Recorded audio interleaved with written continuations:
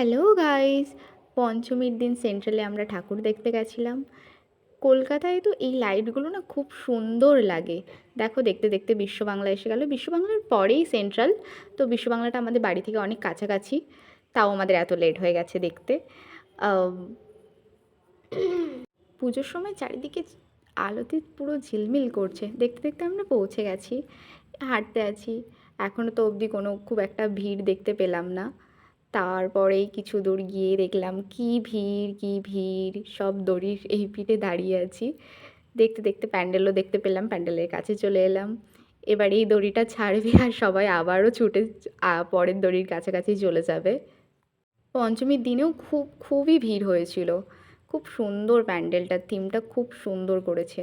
তারপরে আস্তে আস্তে আমরা ভেতরে ঢুকে গেলাম। ভেতরে গিয়ে দেখি কি সুন্দর, চারিদিকে শিউলি ফুল আর মায়ের পা। অসাধারণ একটা থিম, অসাধারণ। আমাদের নিউ টাউনে বেস্ট বেস্ট ঠাকুর। তারপর আমরা ভেতরে গিয়ে দেখে আরও অবাক হয়ে গেছিলাম।